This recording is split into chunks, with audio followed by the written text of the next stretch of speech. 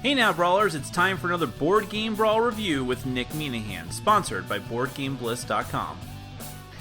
Hey peeps, today we're going to do something a little bit different. I want to do a full spoiler review of the Marcy case, which is the first expansion for Time Stories, as well as going back to the original Time Stories and giving a more sort of in-depth review of Asylum, the storyline that came in the base game of Time Stories.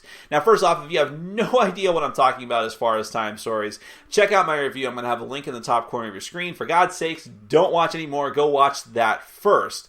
But even if you do know what Time Stories is all about, if you have not played either of these scenarios and you think that you may want to play the game, like you're on board with it, you just haven't gotten around to it yet, stop watching, okay? This is going to be riddled with spoilers. I did debate this quite a while. I knew that I wanted to address the expansion and go into a little more depth about Asylum, which came in the base game, because in the base game, my review of the base game, I had no spoilers whatsoever. I didn't want to talk about anything that might ruin it for people. Like, I didn't even mention the fact that it was an Asylum, even though that was kind of online already, because I just wanted people to come to it completely fresh like I did, because I avoided any spoilers ahead of time for myself before I actually played the game.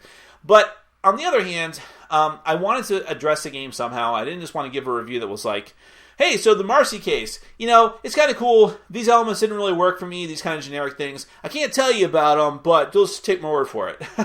I didn't want to do that because it's a waste of time, right? But on the other hand, I just keep saying on the other hand, I know that online, one of my favorite websites is the AV Club. And what the AV Club does is a lot of reviews of TV shows. They'll do weekly reviews of ongoing TV shows, episode by episode. Not every single show, but shows that they find interesting, that their hipster nerd audience might find interesting. And those are reviews that are full of spoilers because they assume that the audience has also watched the episode. The whole point of the review is not to talk people into watching the show necessarily. Maybe overall it is, but to say, hey, we watched this show together, let's talk about it. So I actually enjoy reading not just the review, but also the comments too. So that's how I'm coming at this. If you love Time Stories and wanted to hear someone else talk about it, if you want to spark a discussion about it down in the comments, let's do it. This might work, it might not. Let's try it and see. I just know that I want to talk about it, and hopefully you do as well. So first off, let's talk about Asylum. Let's sort of close that, and then we're going to get to the Marcy case. I think that Asylum, wherein, if you need a refresher, you and your quantum leaping buddies from the future go back and use the receptacles of a bunch of crazy people at an insane asylum back in the 1920s. I think it's like 1922 specifically, or something like that. And I say crazy people not in a derogatory way. Most of them are legitimately mentally unstable. They really went above and beyond on that. And I think that was very important. I think it set a tenor for Time Stories going forward that, hey, did you think that you were just going to go back into like the bodies of soldiers in wars or like Indiana Jones and that kind of stuff? Well, that might happen. But you're also going to go back into poor, crazy people with addiction problems and who are, possibly addicted to cocaine or who are cannibals, who are missing part of their face. That's going to happen too. And you are susceptible, role-playing wise, to their little intricacies. So I think it was very important that they start off with an adventure like this to set that tone, and also to set the tone that this is not a game for kids and families. And I actually feel like I did a disservice by not talking about that, at least in general terms, in my original review. This is not a kid's game at all. You might be fooled into thinking that because you see the nice, crisp, clean box, and you see that it's just talking about time travelers like Back to the Future. But no, there's some really brutal stuff here. And the Marcy case takes that to a whole other level of brutality. And so I think that it was important that they just get that out of the way right away. That is a very dark thing. Because I don't know what future adventures are going to be like. I don't know if the Egyptian one or the fantasy alternate timeline one are going to be as dark as these two were. So I think this set good expectations. Now, as far as the little intricate details of Asylum, lots of really cool stuff going on here. I think overall what they were going for was H.P. Lovecraft, dark forces, without actually explicitly naming those things. It's people who are on the cusp of having greater scientific knowledge in the early 20th century, who can see it on the horizon and want it faster than is reasonably possible. So they make deals with dark forces, and they have horrific consequences for these innocent people who are just like crazy, who are supposed to be underneath their care, which is in and of itself just a really dark thing. Any kind of violence and things aside, taking advantage of people and abusing them like that sets a very brutal tenor for the entire scenario. And the fact that you're running into all these mutations and creatures, it's definitely shocking. They go for that shock value where it's like, hey, we're going through the adventure, we're getting all these clues, there's these weird sort of riddles and things, but it's like, you think at a certain point, like, oh, okay, whatever, it's just like the secret society of Thule, but it's not going to be anything like that. I mean, I'm just pulling a name from history. But as it turns out, hey, mutant humans and crazy abominations and things and Manticore, we're fighting this shit. Let's just do it. I mean, what else are we going to do? So that's very surprising, and it's both good and bad. I think it's because it's like, wow, I didn't see that coming, but it's also, oh, is this what all the scenarios are going to be like? It's just like, hey, now we're fighting giant mutants. And that kind of is what at least the Marcy case is like as well. But it does work here. And aside from just fighting things, there's also cool puzzles, the whole thing where you have to move the rooms around and also get the different sigils from the pentacles and all these different things and decide which routes to go on. Really interesting. There's also the dead ends in this game are extremely frustrating. Like the one with the funniest one, of course, is with the dude with the plunger, like who's like, "Oh, my fellow agents, you're here. You have the artifact." And of course, this is like legit stuff that could happen to you as time agents. But no, it's not legit. You just lost a bunch of time for no reason, and whatever scenario that is, you probably lost it just the same way that we did. And we got through this in three jumps, by the way. Which is probably average for people, for this one at least. Marcy case was only 2 for us, so go figure. But that was random. We'll get to that. Other stuff that was cool, I mean, well, just staying on the thing with the dead ends, the whole thing where like you go through this fight after brutal fight with these mutant humans, and then, hey, we're back in town, and it's a complete dead end, and that's it. So that's pretty interesting. I will say that one thing that we did not do that I cheated and looked at afterwards was actually do the ritual. Because I'm like, who would actually do that? But they wrote a whole card for it, so people did do it.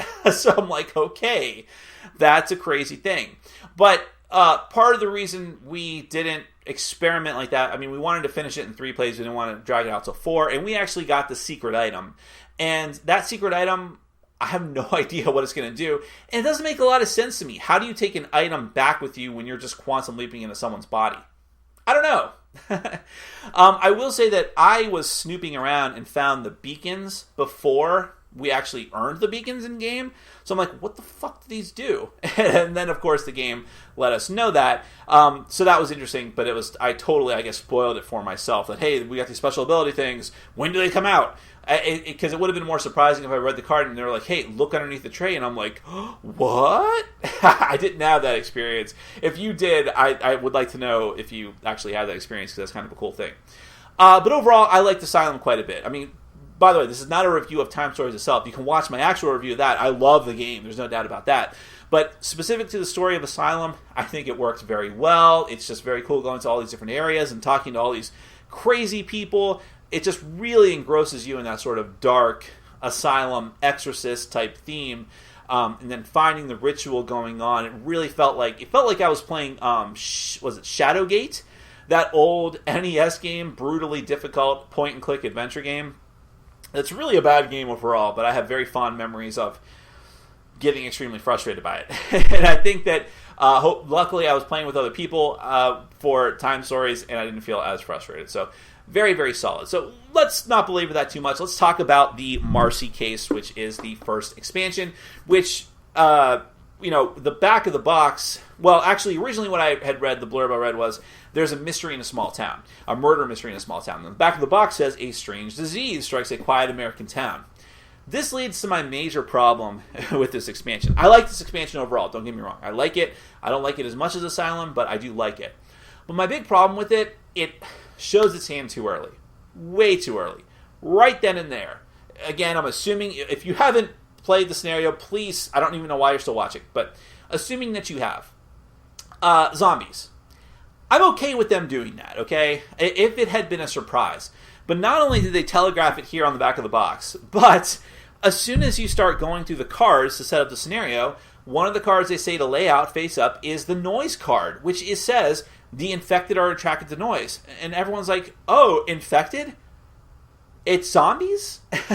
So I kind of already knew. I highly suspected that it was going to be zombies ahead of time, but I didn't say anything to anyone. I actually, when I was describing this to the other people I was going to play the game with, I said it was going to be like a murder mystery. And people were like on board with that concept strictly. Like, hey, this is going to be like a murder noir back in the early 90s. Cool. So I didn't mention anything about there being a disease or infected or zombies or anything like that. So, but I was still coming to the scenario new. I hadn't played it before or seen it in action. So as I was going through the cards and found the infected noise card, I said, I'm not reading this. I said, you know what? We're supposed to put this card face up like I just read. I'm putting it face down. Trust me on this. And everyone's like, well, all right. And I'm like, all right, cool. So I'm not going to ruin the surprise for a little bit. And then you're right, the city entrance, and there's zombies. They really could have strung that out a bit more, I think. I really think that they could have, instead of just like, there is something to be said about being in media res, right? Or in media res, of being thrown right into the middle of the action. You're right in the middle of the zombie apocalypse, or at least for this small town, and you didn't expect it. There's something to be said for that. I also think there's something to be said for having a slow burn of like, hey, we're in this town.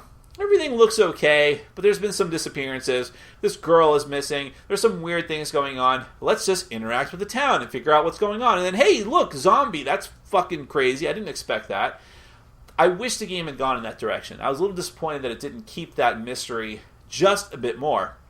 And frankly, I'm not totally burned out on zombies, but I'm not going to lie and say I wasn't a little disappointed that this wasn't a straight-up murder noir mystery. Sure, maybe with a twist, but just making it straight-up zombies was a bit odd. I do appreciate that they tried to go in more of a Resident Evil type direction. This clearly was inspired by Resident Evil, like secret lab, experiments, super zombie that looks like a giant monster chasing a girl, those types of things. I did appreciate that, but it still was basically a zombie adventure.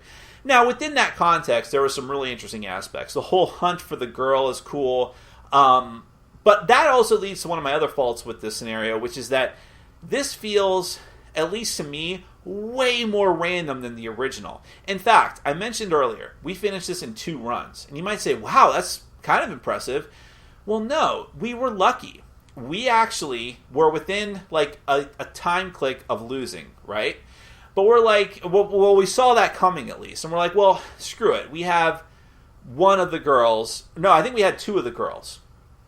One of them actually died. We didn't get the antidote first. And so we're like, okay. So we got the antidote and got 2 of the other girls. Like the one in the woods, which I think ended up being the real one. And maybe the one that was being hunted by the giant zombie monster in the hotel. So those are the 2 that we grabbed, and we're like, well, screw it. We're probably going to lose this mission anyways. Let's just run to the roof and see what happens on the roof. And we survived the onslaught of zombies and got to the whole DNA test with like 1 or 2 clicks left on our clock. And it turned out by random chance, one of the girls was the right girl. That's how we won. And we won the game. And it felt like very anticlimactic. Like, yeah, we worked hard for it, but we weren't ready to win, if that makes any kind of sense. Because at that point, we didn't even see everything. Like, I actually personally afterwards played it again solo, even knowing what was going to happen, because I wanted to explore other aspects. We didn't even do the river. We didn't even go that deep into the forest. I wanted to see what happened with the convict, which was a cool thing, although I'm sorry that it ended with us just killing him. Or me just killing him when I played it solo. But there's a dog. The dog is the coolest part. I love it when you can have a dog companion like Fallout. Like dog meat. I call him dog meat. Like, all right, dog meat. But you can miss all these things because you can just win the game very randomly. I felt like that couldn't really happen as much in Asylum, because in Asylum, you still needed to go through the motions of certain areas, and it was really tough to fight some of those monsters in the end, whereas as tough as some of the zombie hordes were in this, it felt survivable. The whole street aspect was an interesting thing too, but again, there was no rhyme or reason to it. If you made, in one of the cards, if you made a ton of noise, you were fine. Or just enough noise, you were fine. So that didn't really increase the difficulty too much. I do like the fact that sometimes you choose to help someone and they're not really that useful to you, but they could be useful to you. Like the fisherman, we got him in our first run through, and we're like, God, this guy was totally useless and he just died. But if we had gone to the river, he would have been quite a bit more useful. But it's not necessary to go to the river, so that's a weird thing too. So, overall, I just think that... I made some notes here. I'm sorry. I'm just going to refer to that real quick. But this was much more, it's much more brutal than the original. The artwork on the cards of entrails all being ripped out and people's heads being crushed. Definitely more adult-oriented. So, that really solidifies the fact that this is not a game for kids. Although, again, or families. So, again, I don't know what future expansions are going to hold. Maybe they need to have ratings. I hate that any game should have to do that. But... yeah, it's very interesting. I like the whole thing. With one aspect I like was the leader of the militia, and how it's like, okay, this is going to be like the doctor from the Asylum, where it's like, all right, screw it, I'm just going to fight him. And he's like, whoa, I don't want any violence, okay? And you get the same information. I thought that was actually a cool thing to do, because it's like, it's more realistic. Not everyone is going to be like, oh, you choose to fight me? Then we're fighting. No, it's more like, whoa, I don't want to fight you. What are you doing, man? I just wanted you to leave. But okay, I'll give you my binoculars. That type of thing. I thought that I like those little more realistic moments that the game lends itself to. Oh yeah, the reset button. I made a note about that too. That's one of like the dead ends in the game that I just think was kind of dumb, but it's an interesting thing at least. But I don't know. No one decided to hit it. I cheated after we already finished the game and said, what does that do again? Wow, who would have done that? So, and then the whole thing with the codes, that was silly too, because it's like, hey, that's another random aspect of the game. Once you figure out what the code is, you have a random chance. Whether 5 cards, 4 cards, who cares? Try it. We were like, oh, we're not going to win the first time anyways, let's just keep trying them. And we did, and once we got it, we got it. So there was no puzzle to it, really. There was, but you don't have to bother with it. So it sounds like I'm being very harsh about this. We had a ton of fun with it. No matter what, Time Stories, I think, is always going to be amazing. It's really hard to screw these things up. I just felt like I didn't like it as much as Asylum. It just wasn't as fleshed out. It wasn't as puzzly. It didn't feel like we were really solving a mystery really much. It just felt like we were reacting and like saying like, oh, this didn't work, let's just do this. That type of stuff. But it was still a fun experience. They did make some twists to the zombie thing while also paying homage to a lot of the zombie things and being able to experience them in a different way than most other zombie board games was a cool thing. So I'm very curious what the rest of you think. I am desperately curious because I don't know. I think this is a type of game where people can have different experiences, and a lot of it depends on your group as well. Maybe your group wasn't quite as cynical as the rest of us. But so if I had to give these letter grades, in keeping with the AV Club theme, Asylum, and this is apart from Time Stories as a whole, but Asylum in and of itself, A, I would say, and Marcy Story, B or B+. And again, these are A and B or B+ plugged into a definite A+ game overall. But there's always going to be gradations, and it's interesting to see how each scenario is different. Can't wait for the next one. Please let me know what you think. That is my sort of capsule reviews of the Marcy Story and Asylum from Time Stories. Definitely an amazing game. Check it out if you haven't already. Well, wait a minute. If you haven't already, don't even bother at this point, because you should not have watched this. Thanks for watching. Follow us on Facebook, Twitter, and Patreon. And make sure to check out our sponsor, Board Game Bliss, where you can find an amazing selection of games from around the world. BoardGameBliss.com. Thanks for your support.